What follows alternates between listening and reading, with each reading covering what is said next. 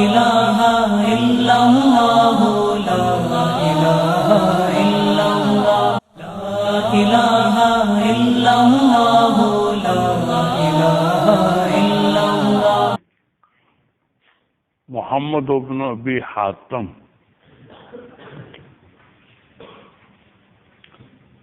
بڑے محدث ہیں. انہوں نے فرمایا کہ میں نے خواب میں دیکھا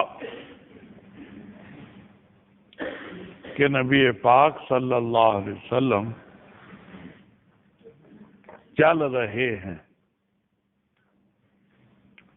اور آپ کے پیچھے پیچھے امام بخاری رحمہ اللہ تعالی چل رہے ہیں. جہاں سے نبی پاک صلی اللہ علیہ وسلم قدم اٹھاتے ہیں وہیں پر امام بخاری قدم رکھ دیتے. تو اس سے بھی اتباع سنت ثابت ہوتا ہے کہ امام بخاری رحمہ اللہ تعالی سنت کے بڑے متبع تھے. سنت کے بڑے متبع تھے.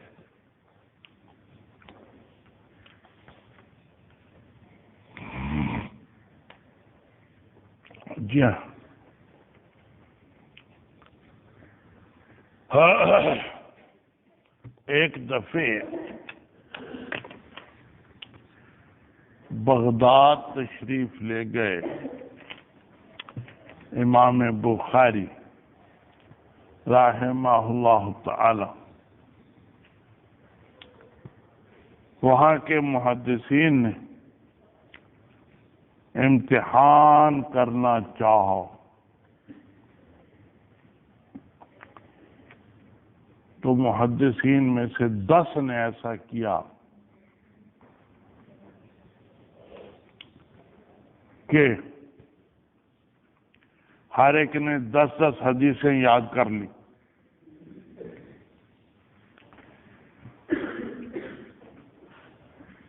ان کو امام بخاری رحمہ اللہ تعالی کے سامنے پڑھا، لیکن تھوڑی بہت تبدیلی کر دی. ہر ایک نے ہر حدیث میں تھوڑی سی تبدیلی کر دی اپنی طرف سے.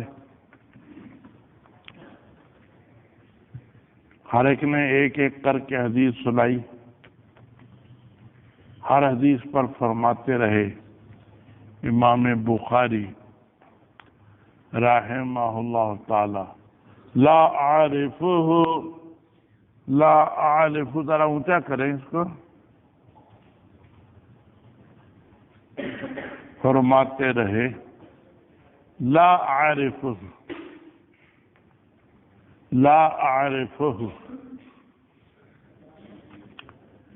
جب 10 کے 10 حدیثیں سنا چکے، وہ 100 حدیثیں سنا چکے، ہر ایک نے تھوڑی تھوڑی تبدیلی کی تھی. تو امام بخاری رحمہ اللہ تعالی نے وہ ساری 100 کی 100 حدیثیں سنا دی.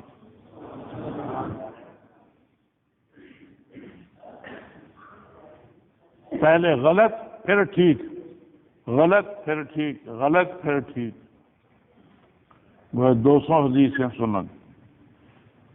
اتنا قوی تھا حافظہ امام بخاری رحمہ اللہ تعالی.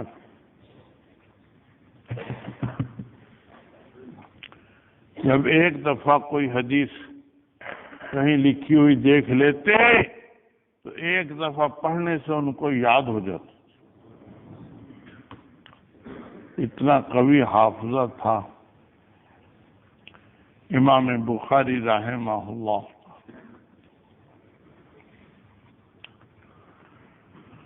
سن 250 میں امام بخاری رحمہ اللہ تعالیٰ تشریف لے گئے ہیں نیشا پور میں. نیشا پور، وہاں ان کے استاد رہتے تھے محمد ابن یحیی ابن عبداللہ ابن خالد زہلی، یہ ان کا نام تھا.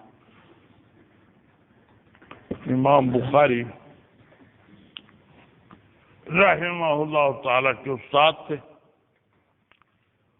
محمد ابن یحیی ابن عبداللہ ابن خالد زہلی. ان کو پتہ چلا کہ امام بخاری تشریف لا رہے ہیں،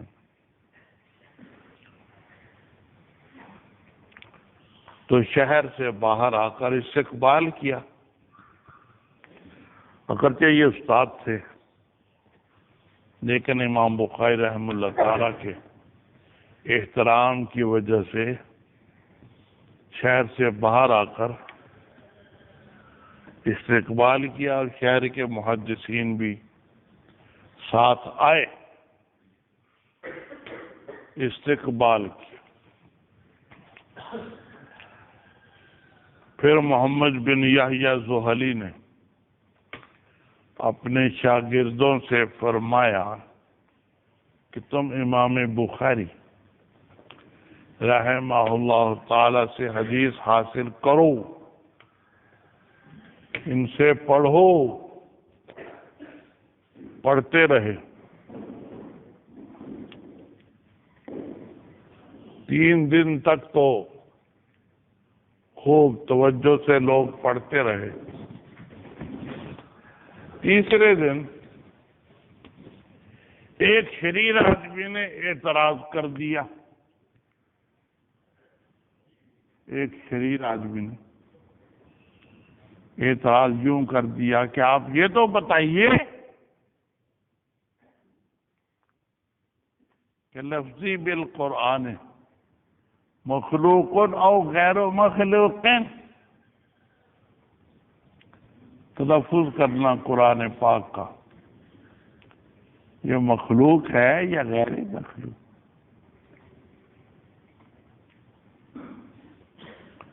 امام بخاری رحمہ اللہ نے ٹال دیا، جواب نہیں دیا.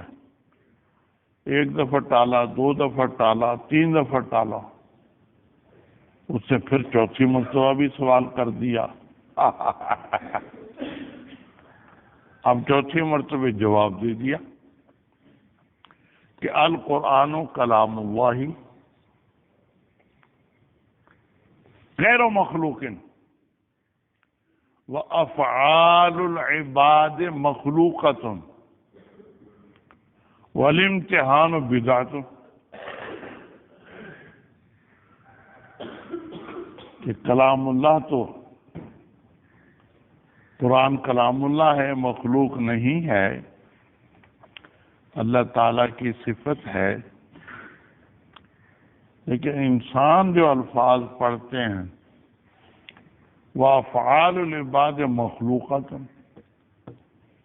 مخلوق کے الفاظ اور افعال سارے کے سارے مخلوق ہیں.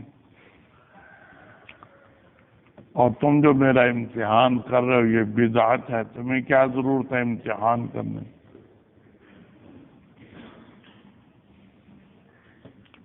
اقصا مقصدی شرارت تھی، کیونکہ یہ فرما دیا کہ افعال العباد مخلوقۃ، انسانوں کے افعال مخلوق ہیں.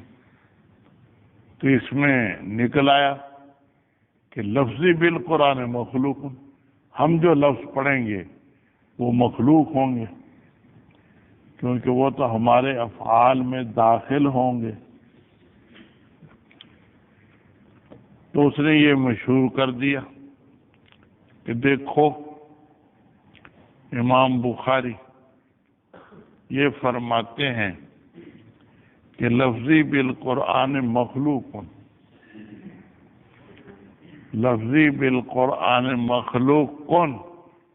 جی ہاں جی ہاں، آپ تو اس طرف ہوتے تھے، ادھر کہاں بیٹھ گئے؟ اپنی جگہ بیٹھ گئے. شرارتیں نہ کرے میرے سامنے.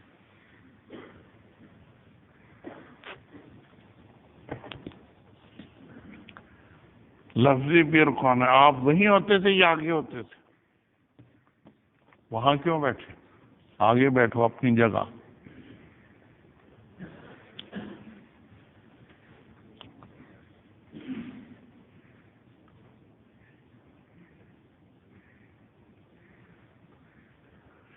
لفظی بالقرآن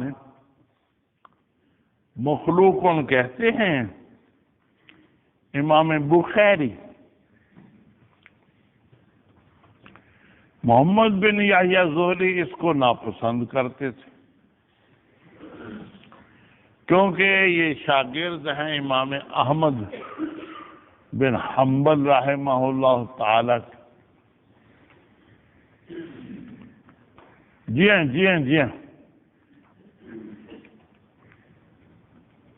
جمہور فقہا کے نزدیک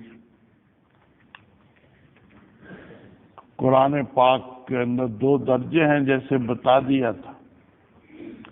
ایک کلام نفسی کا درجہ ہے، کچھ اور نہیں اونچا ہوتا.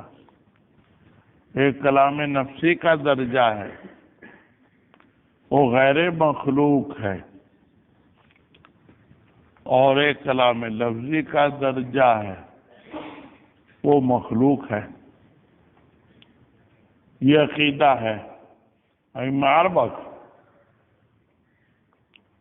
اس میں امام احمد بن حنبل بھی داخل ہیں. معتزلہ قرآن پاک کا کوئی درجہ قدیم نہیں مانتے، اس لیے وہ قرآن پاک کو حادث کہتے ہیں.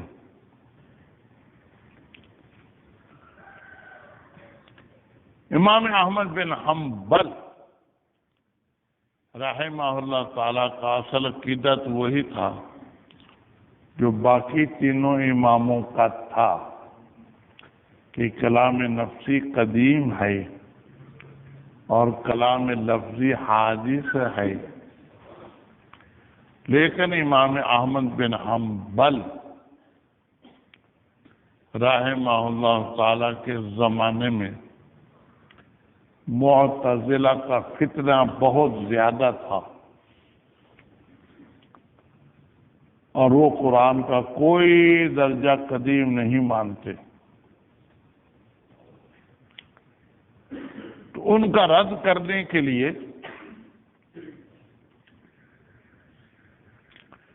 امام احمد بن حنبل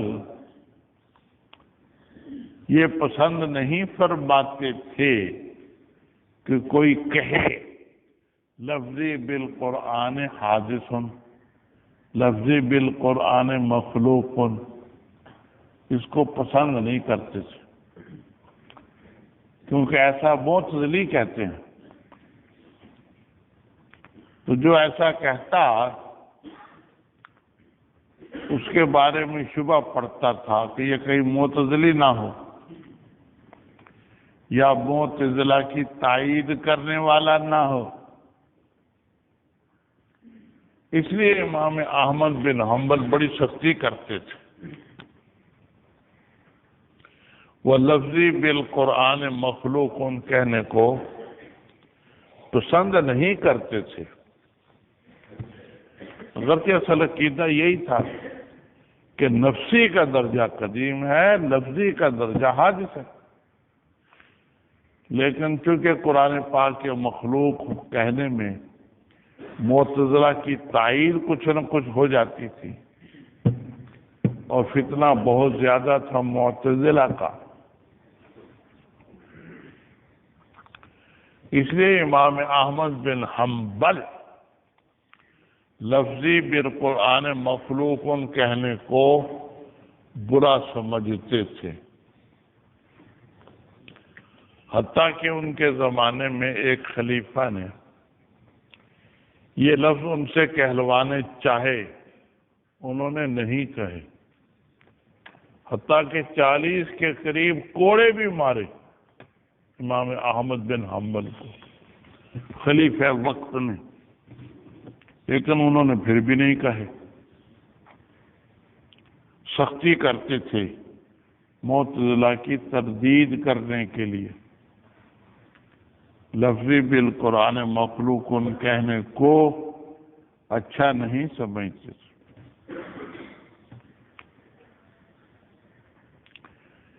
یہ دونوں شاگرد ہیں امام احمد رحمہ اللہ تعالی کے۔ محمد بن یحییٰ زہلی بھی شاگرد ہیں اور امام بخاری بھی شاگرد ہیں۔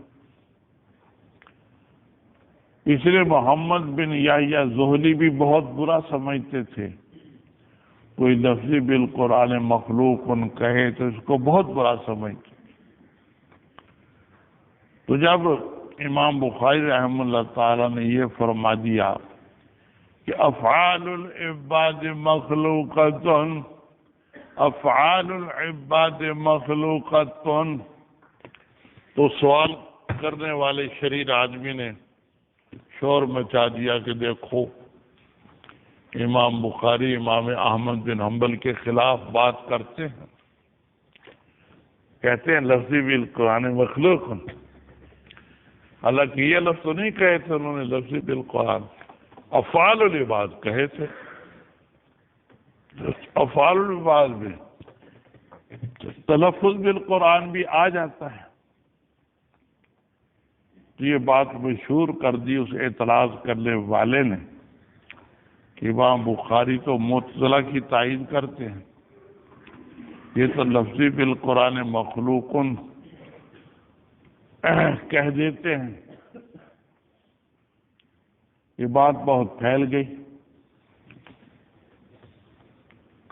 محمد بن یحییٰ زہلی اس کو ناپسند کرتے تھے، اس لیے انہوں نے اپنے سب شاگردوں کو کہہ دیا کہ بس اب امام بخاری کے پاس جانا چھوڑ دو، جو ان کے پاس جائے گا میں اسے بولوں گا نہیں، یہاں تک کہہ دوں۔ سب شاگردوں نے جانا چھوڑ دیا امام بخاری کے پاس۔ امام مسلم بھی شاگرد تھے محمد بن یحییٰ زہلی کے بھی اور امام بخاری کے بھی۔ انہوں نے امام بخاری کے پاس جانا نہیں چھوڑا، بلکہ جو حدیثیں سنی تھی اور لکھی ہوئی تھی امام مسلم کے پاس محمد بن یحییٰ زہلی سے، ان سب کو جمع کر کے، ان کاغذوں کو جمع کر کے ایک مزدور بلا کر اس کے ہاتھ بھیج دی کہ یہ محمد بن یحییٰ زہلی کے گھر میں رکھاؤ۔ میں یہ ان کی حدیثیں نہیں لیتا، میں یہ نہیں پڑھاؤں گا۔ انہوں نے یوں کر دیا۔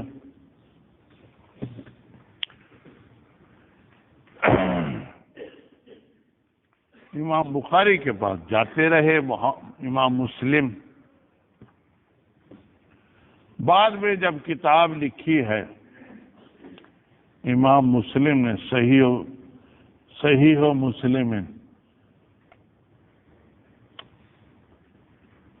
اس میں حدیث کوئی بھی نہیں لی، نہ ہی محمد بن یحییٰ زہلی سے لی، نہ امام بخاری سے لی۔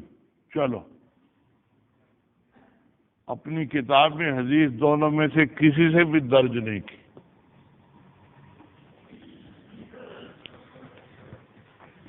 امام بخاری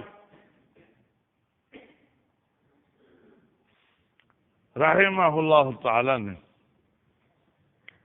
اپنی صحیح بخاری میں 30 حدیثیں محمد بن یحییٰ زہلی والی لے لی، 30 حدیثیں محمد بن یحییٰ زہلی والی لے لی، لیکن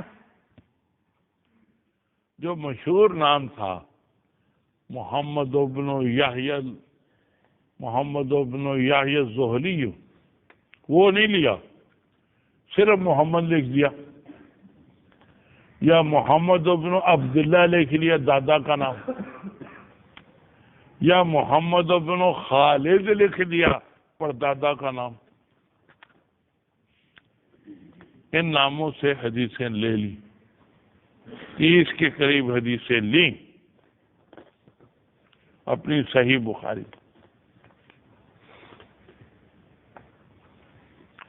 ٹھیک، لیکن وہاں نیشا پور میں رہنا پسند نہیں کیا، سب لوگوں نے جو آنا چھوڑ دیا سوائے امام مسلم کے، سب نے آنا ہی چھوڑ دیا، پڑھنا ہی چھوڑ دیا، تو انہوں نے نیشا پور کو ہی چھوڑ دیا،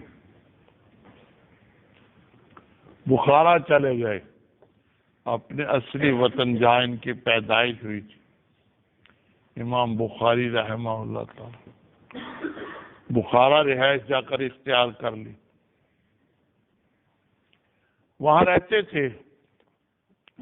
تو ایک دن بخارا کے حاکم نے، جو وہاں کے گورنر تھے، پیغام بھیجا امام بخاری رحمہ اللہ تعالی کو کہ آپ روزانہ میرے پاس تشریف لایا کریں اور اپنی حدیثیں مجھے سنایا کریں۔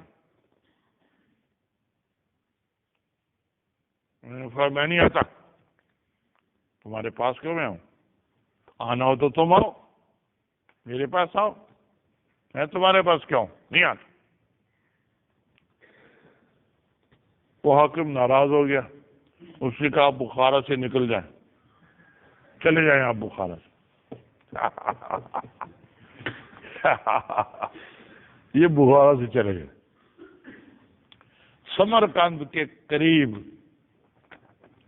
سمرقند سے 2 فرسخ کے فاصلے پر ایک گاؤں تھا،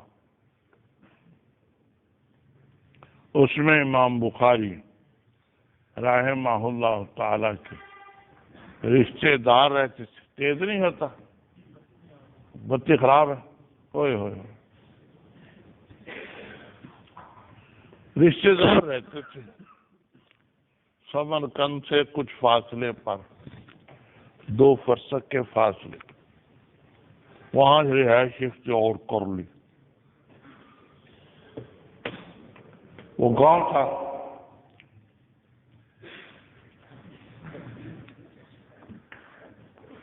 تو سمرقند کے لوگ امام بخاری کے پاس گئے، عرض کیا کہ حضرت آپ گاؤں میں بیٹھے ہوئے ہیں، آپ سمرقند شہر میں آ جائیں، وہاں آپ حدیث پڑھائیں۔ امام بخاری رحمہ اللہ تعالی نے قبول فرما لیا، اچھا میں آ جاؤں گا۔ رمضان شریف جب ختم ہوا، عید کی رات، جو چاند رات تھی، پہلی رات تھی، عید کی رات تھی، اس میں عشاء کی نماز پڑھ کر امامہ باندھا، موزے پہنے، 20 قدم بھی چلے کہ میں سمرقند جاتا ہوں، سواری پر سوار ہوتا ہوں، لیکن ابھی 20 قدم ہی چلے تھے کہ طبیعت میں کمزوری معلوم ہوئی، طبیعت میں کمزوری معلوم، واپس آ گئے،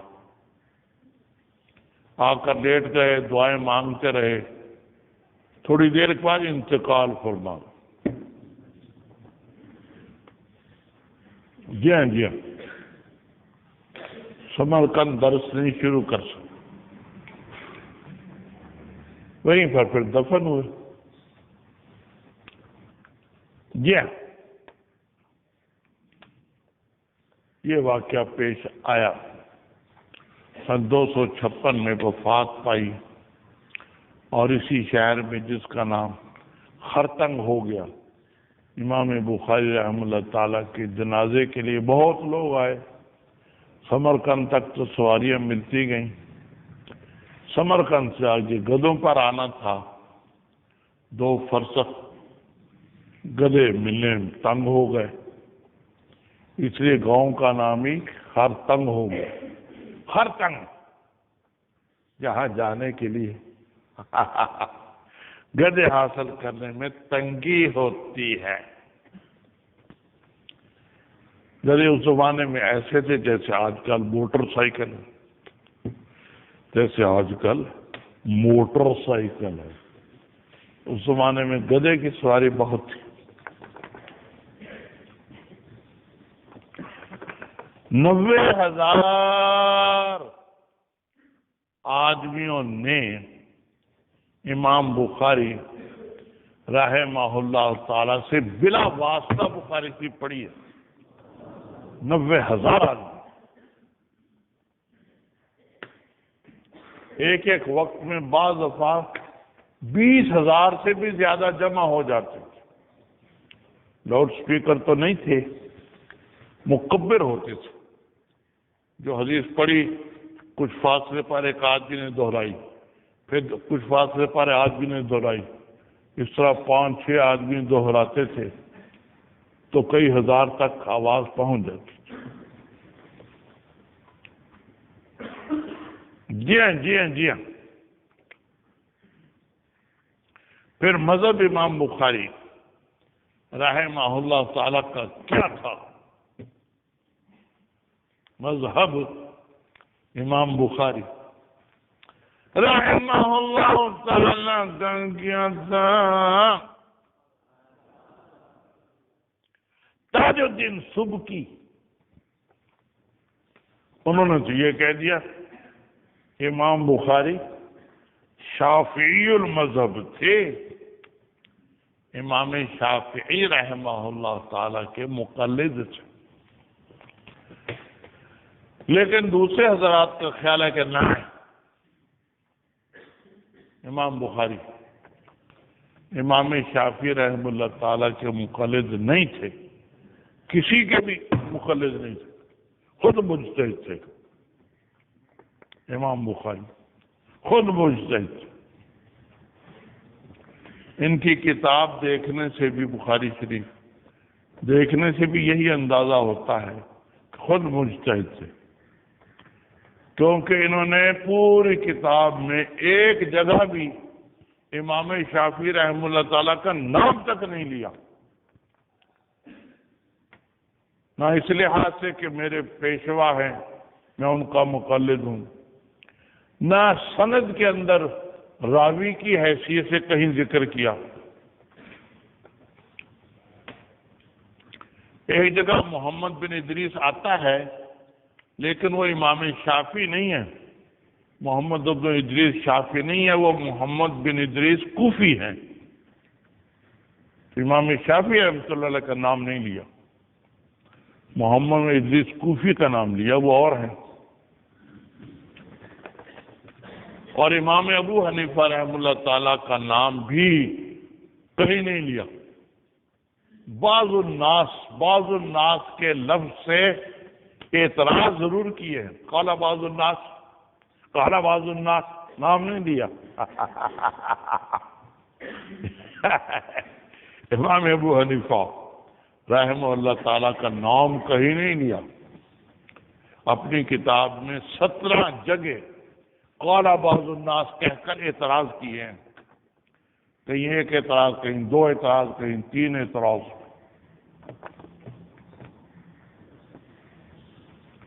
ان 17 جگہوں میں سے 3 جگہیں جلد اول میں ہیں، 14 جگہیں جلد ثانی میں ہیں. جلد ثانی میں یہی مشکل ہے، قال بعض الناس 14 جگہ آیا ہے. باقی جلد ثانی آسان ہے، جلد اول ساری مشکل ہے. شروع سے اخیر تک جلد اول مشکل ہے. جلد ثانی میں صرف قال بعض الناس جو 14 جگہ آیا ہے یہ مشکل ہے، باقی آسان ہے. کل 17 جگہ قال بعض الناس کہا ہے. پھر کہیں ایک اعتراض، کہیں 2 اعتراض، کہیں 3 اعتراض. اعتراض کل 25 بن جاتے ہیں. 25 اعتراض کیے ہیں امام ابو حنیفہ رحمہ اللہ تعالی پر. کہیں بھی اپنا مقتدا ہونا ظاہر نہیں کیا، میں ان کا مقلد ہوں، یا حدیث میں راوی ہونے کی حیثیت سے نام لیا ہو ان ابی حنیفہ، یہ بھی نہیں کیا۔ اس لیے یہ امام ابو حنیفہ رحمہ اللہ تعالی کے مقلد نہیں ہیں۔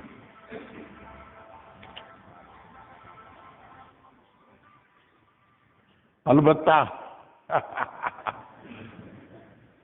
امام مالک اور امام احمد بن حنبل ان دونوں کا نام لیا ہے حدیث کی سندوں میں، دونوں راوی ہیں۔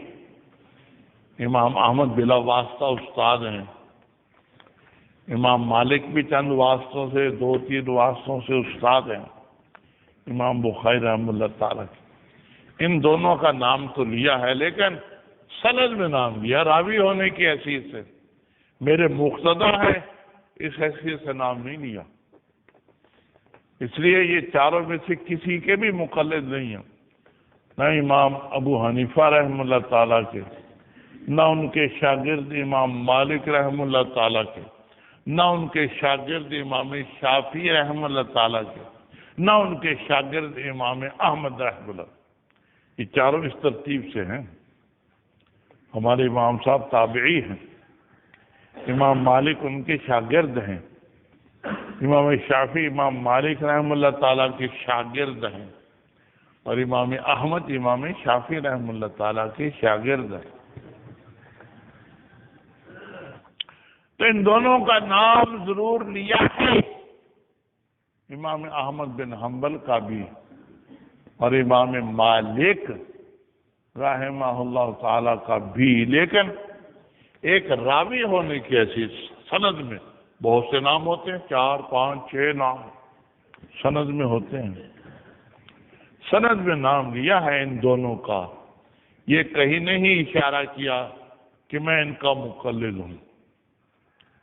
اس لیے راجح قول یہی ہے کہ امام بخاری رحمہ اللہ تعالی ان چاروں اماموں میں سے کسی ایک کے بھی مقلد نہیں ہیں، بلکہ خود مجتہد ہیں۔ 3 صدی میں آئے امام بخاری، 194 کی پیدائش اور 256 کی وفات کا لحاظ ہوتا ہے، وفات 3 صدی میں ہے، تو یہ 3 صدی کے بزرگ ہیں، اور پہلی 4 صدیوں میں کثرت سے مجتہدین آئے ہیں۔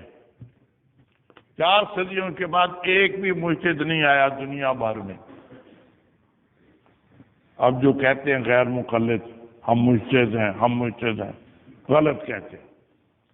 4 صدیوں کے بعد دنیا بھر میں ایک بھی مجتہد نہیں آیا۔ عیسیٰ علیہ السلام اتریں گے، وہ اجتہاد فرمائیں گے، وہ تو پہلے کے نبی بنے ہوئے ہیں۔ اب ایک مجتہد کی حیثیت سے اور ایک مسلم ہونے کی حیثیت سے امام صاحب ہمارے نبی پاک صلی اللہ علیہ وسلم کے ماتحت اتریں گے، وہ ضرور اجتہاد کریں گے۔ ان کے علاوہ 4 صدیوں کے بعد ایک بھی مجتہد نہیں آیا۔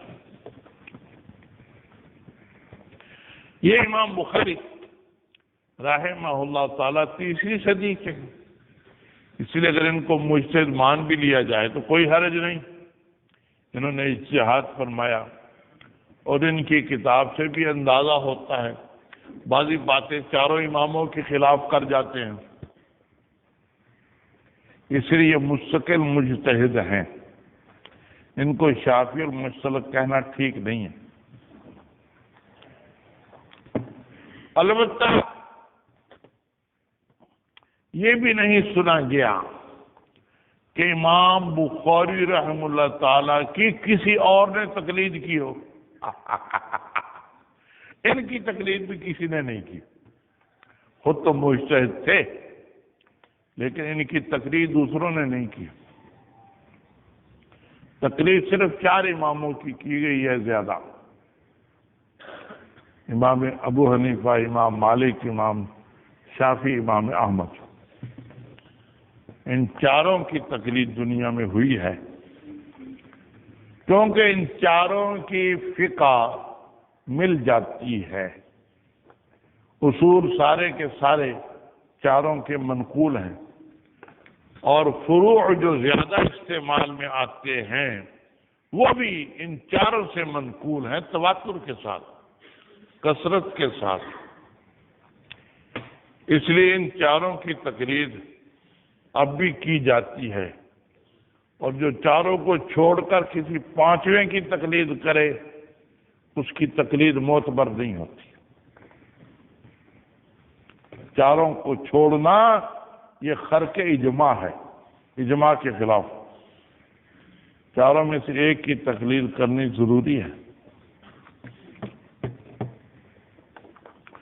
تو بہرحال امام بخاری رحمہ اللہ تعالی مستقل مجتہد ہیں۔ باقی صحیح بخاری اور صحیح مسلم، ان دونوں میں سے کون افضل ہے؟ صحیح بخاری اور صحیح مسلم، ان دونوں میں سے کون سی کتاب افضل ہے؟ اس میں معظم علی صاحب دو قول ہیں، دو قول ہیں۔ ایک قول تو یہ ہے کہ من وجہ بخاری شریف افضل ہے اور من وجہ مسلم شریف افضل ہے، ایک قول تو یہ ہے۔ اور دوسرا قول یہ ہے کہ مجموعی طور پر دیکھا جائے تو بخاری شریف افضل ہے۔ یہ دو قول ہیں۔ ایک قول یہ کہ دونوں من وجہ افضل ہیں، بعض وجوہ کی بنا پر بخاری شریف افضل ہیں، اور بعض وجوہ کی بنا پر مسلم شریف افضل ہے۔ جی ہاں جی ہاں جی ہاں جی ہاں، ایک قول تو یہ ہے۔ دوسرا قول یہ ہے کہ سب وجوہ کا لحاظ کیا جائے تو مجموعی طور پر بخاری شریف افضل ہے۔ اس کا کوئی بھی قائل نہیں ہے کہ مجموعی طور پر صحیح مسلم افضل ہو صحیح بخاری سے، اس کا کوئی بھی قائل نہیں۔ صرف دو ہی قول ہیں، دونوں من وجن ایک دوسرے سے افضل ہیں۔ یا جمیع وجوہ کو دیکھا جائے تو صحیح بخاری افضل ہے۔ کوئی بھی اس کا قائل نہیں ہوا کہ صحیح مسلم جمیع وجوہ کے لحاظ سے افضل ہو بخاری شریف سے، اس کا کوئی بھی قائل نہیں۔ ابو علی نیشاپوری، ابو علی نیشاپوری انہوں نے یوں فرما دیا ہے، ما تحت عدیم السماء اصح من کتاب مسلم، ما تحت عدیم السماء اصح من کتاب مسلم۔ اس سے شبہ ہوتا ہے کہ شاید یہ صحیح مسلم کو افضل کہتے ہوں، لیکن ایسا نہیں ہے۔ ان کی کلام کی دو توجیہیں کی گئیں۔ ما تحت عدیم السماء اصح من کتاب مسلم، آسمان کے چمڑے کے نیچے، آسمان کے چمڑے، عدیم، آسمان کے چمڑے کے نیچے کوئی کتاب مسلم سے زیادہ صحیح نہیں ہے۔ تو یہ کہا کہ زیادہ صحیح نہیں ہے، برابر کی تو ہو سکتی ہے۔ تو مسلم کو افضل نہیں کہا بخاری شریف پر، برابر کی جب ہوگی افضل تو نہ ہوئی۔ ایک توجیہ اس کلام کی ہے۔ دوسری توجیہ یہ آئی کہ ان کی کلام میں دونوں احتمال ہیں۔ ما تحت عظیم الزمائی کتاب اصح من کتاب مسلم من، ما تحت عظیم السمائی اصح من کتاب مسلم من، اس کے دو معنی ہو سکتے ہیں، کوئی مسلم سے بہتر نہیں اور کوئی مسلم کے برابر بھی نہیں۔ ایک توجیہ یہ ہے، معنی تو دو نکلتے ہیں، کوئی صحیح مسلم سے بہتر نہیں اور کوئی صحیح مسلم کے برابر بھی نہیں۔ لیکن جب دو احتمال ہو گئے تو صرف ایک کو لے کر بیٹھ جانا کہ کوئی کتاب صحیح مسلم کے برابر بھی نہیں، یہ غلط ہے، کیونکہ دوسرا احتمال ہے اذا جعل احتمال بطل الاستدلال، استدلال ختم۔ اس لیے دوسری توجیہ کا بھی حاصل یہی ہے کہ دو احتمال ہیں ان کی کلام میں، کوئی دوسری کتاب صحیح مسلم سے افضل نہیں، برابر ہے، یا کوئی دوسری کتاب صحیح مسلم کی سے افضل بھی نہیں، برابر بھی نہیں۔ لیکن چونکہ دو احتمال ہیں، اسے صرف ایک احتمال لے لینا کہ کوئی صحیح مسلم کے برابر بھی نہیں، یہ غلط ہے۔ ایک ہی احتمال ہوتا پھر ٹھیک تھا، یہاں تو دو بنتے۔ اذا جعل احتمال بطل الاستدلال، دوسرا خلاف کا احتمال آ جائے تو استدلال نہیں ہو سکتا۔ اس لیے ابو علی نیشا پوری اس کے قائل نہیں ہیں کہ صحیح مسلم افضل ہے صحیح بخاری سے۔ ابن حزم ظاہری، ابن حزم دو گزرے ہیں، ایک ابن حزم تابعی ہیں اور ایک ابن حزم ظاہری ہیں۔ ظاہری بات کے ہیں، تابعی تو تابعین میں سے ہیں۔ تو ابن حزم ظاہری نے بھی ترجیح دی ہے کس کو؟ صحیح مسلم کو، لیکن خود ان کی کلام سے بھی نکلتا ہے کہ ترجیح دینا کلی طور پر نہیں ہے، ترجیح دینا صرف اچھے طرز کی بنا پر ہے۔ جی ہاں جی ہاں جی ہاں، اچھا طرز ہے امام مسلم کا، حسن صناعت، اچھا طرز، کیونکہ امام مسلم نے اپنی کتاب کے مقدمے میں تو 3-4 مسئلے بیان کیے ہیں، اپنی کتاب کے مقدمے میں 3-4 مسئلے اختلافی بیان کیے، اس کے بعد جو شروع ہوئے ہیں پوری اخیر کتاب تک صرف حدیث ہی بیان کیے، بس حدیث حدیث حدیث حدیث، ایک لفظ بھی اپنی طرف سے نہیں کہا۔ یہ ان کا طرز ہے۔ تو طرز اچھا ہے کہ غیر حدیث کا نام نہیں لیا۔ امام بخاری ایسا نہیں کرتے، وہ ہر باب میں 5-6 باتیں اپنی کر دیتے ہیں، 1-2 حدیثیں سنا دیتے ہیں، 5-6 باتیں اپنی کر دیتے ہیں، 1-2 حدیثیں سنا دیتے ہیں۔ امام بخاری اپنی کلام درج کرتے ہیں کتاب میں، جگہ جگہ، ہر باب میں۔ تو امام مسلم نے صرف مقدمے میں بحث کی ہے چند مسائل میں،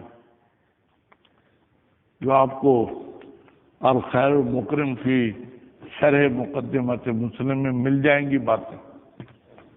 اس کے بعد صرف حدیثیں، صرف حدیثیں.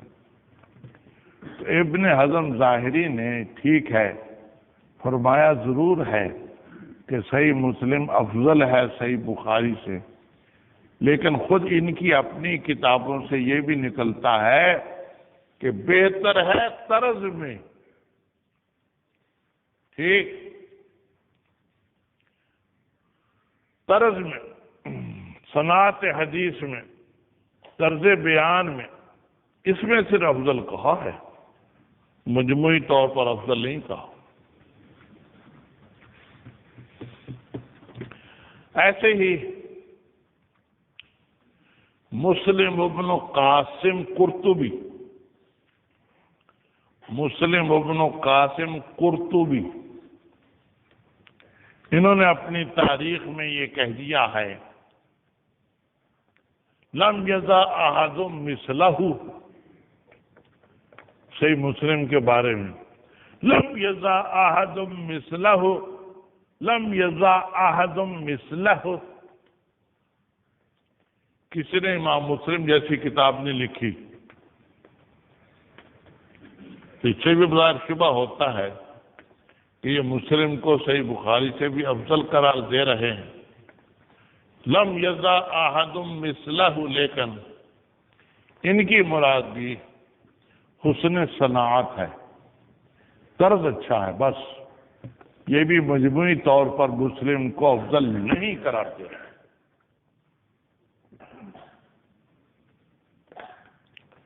تو کسی شخص نے بھی حقیقت میں صحیح مسلم کو صحیح بخاری سے مجموعی طور پر افضل نہیں قرار دیا. بعضوں نے من وجن افضل قرار دیا دونوں کو، اور بعضوں نے مجموعی طور پر صحیح بخاری کو افضل قرار دیا. یہ دو ہی قول ہیں.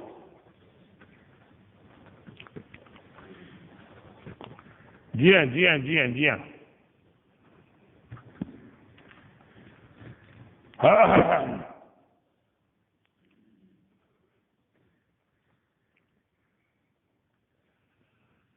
طاہر ابن الربیع، طاہر ابن عبد الرحمن الربیع الیمنی شافعی،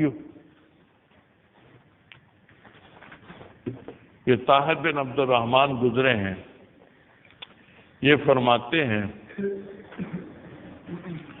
تنازع قوم فی البخاری و مسلم لدی فقالوا ای زین یقدم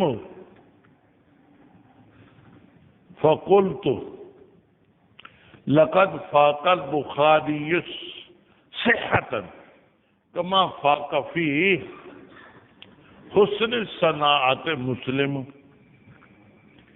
انہوں نے یہی من وجہ مقدم ہونا بیان کیا. تنازع قوم فی البخاری و مسلم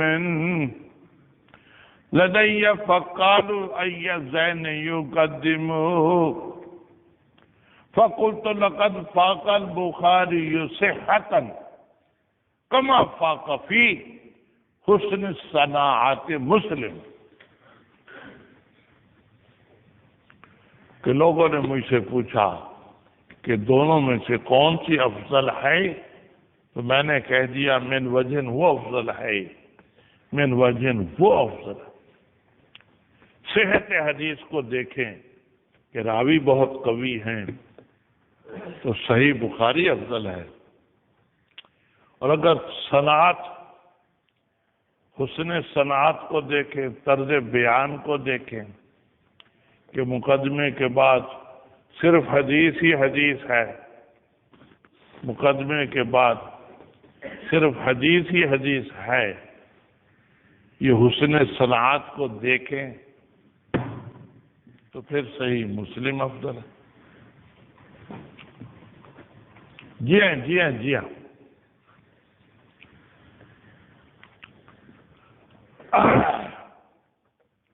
صحیح بخاری میں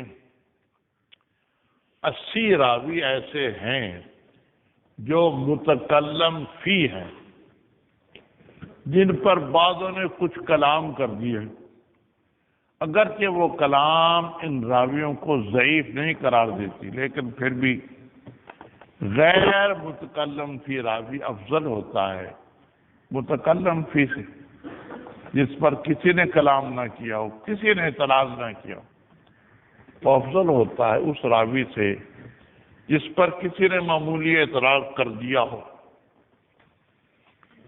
ایسے راوی کو متکلم فی کہتے ہیں۔ تو بخاری شریف میں 80 راوی متکلم فی ہیں، اور مسلم شریف میں 160 راوی متکلم فی ہیں، اسے دگنے۔ یہ وجہ ہے من وجہ صحیح بخاری کے افضل ہونے کی۔ بخاری شریف میں متکلم فی 80 راوی ہیں، اور صحیح مسلم میں متکلم فی 160 راوی ہیں۔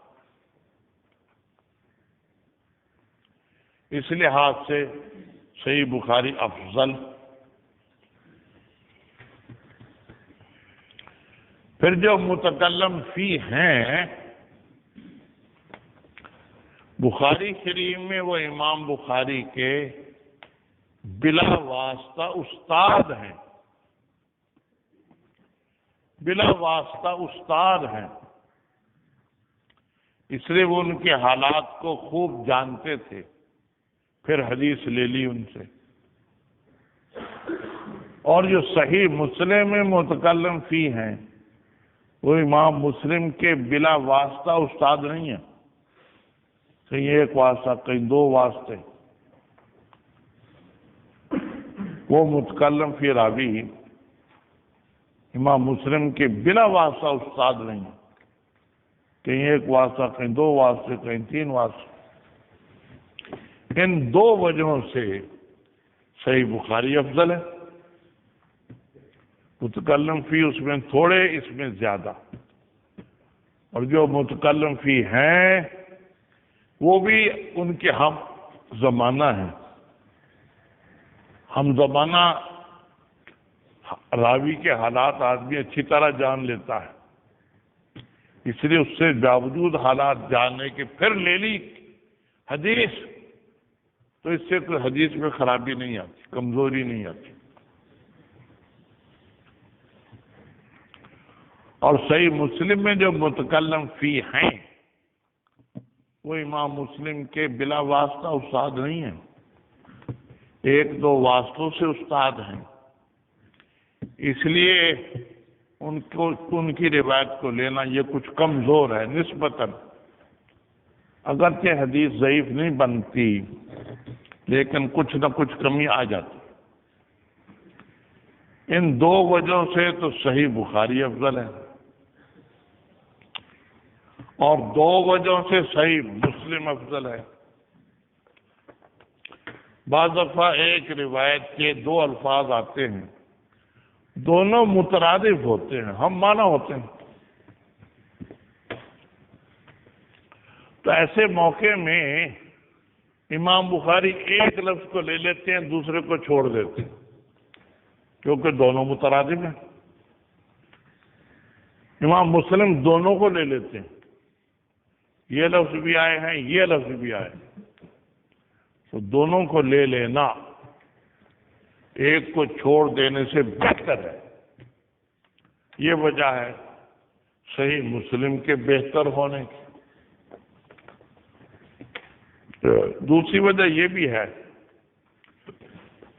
کہ ایک حدیث کے کئی لفظ ہوتے ہیں، 5 لفظ ہو گئے، 6 لفظ ہو گئے، 10 لفظ ہو گئے، 20 لفظ ہو گئے، ایک ہی حدیث کے کئی الفاظ آتے ہیں،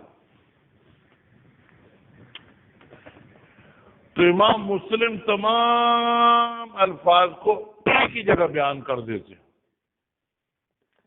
امام بخاری ایسا نہیں کرتے۔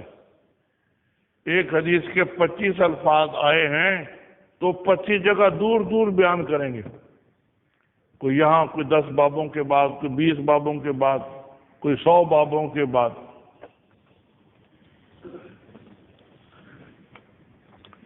اسی لیے بعض دفعہ حدیث تلاش کرنے والا کہہ دیتا ہے کہ یہ الفاظ صحیح بخاری میں نہیں ہیں، حالانکہ ہوتے ہیں، لیکن ایسی جگہ ہوتے ہیں جہاں امید نہیں ہوتی ملنے کی، کسی اجنبی باب میں آ جاتے ہیں،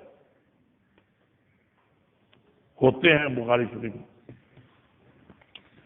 تو بہرحال یہ بھی ایک صحیح مسلم کے افضل ہونے کی علامت ہے، یہ ایک حدیث کے سب الفاظ کو، اگرچہ 25 الفاظ ہو، 25 اکٹھے ہی بیان کریں گے ایک ہی جگہ، یہ بھی الفاظ، یہ بھی الفاظ، یہ بھی الفاظ، یہ بھی الفاظ، یہ بھی الفاظ، جب تک سب الفاظ ختم نہیں ہوں گے آگے نہیں چلیں گے۔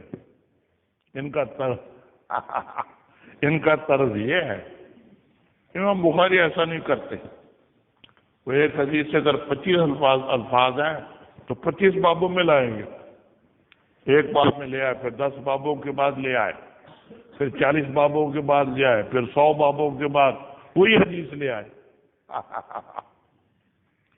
تو یہ منتشر طور پر لانے سے افضل ہے اکٹھا لے آنا، اس وجہ سے بھی مسلم افضل ہے۔ تو دو لحاظ سے صحیح بخاری افضل ہے اور دو لحاظ سے صحیح مسلم افضل۔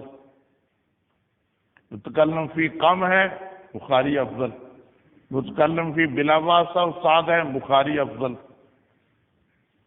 مترادفین دونوں ذکر کر دیے، مسلم افضل، ایک حدیث کے سب الفاظ یکجا جمع کر دیے، مسلم افضل۔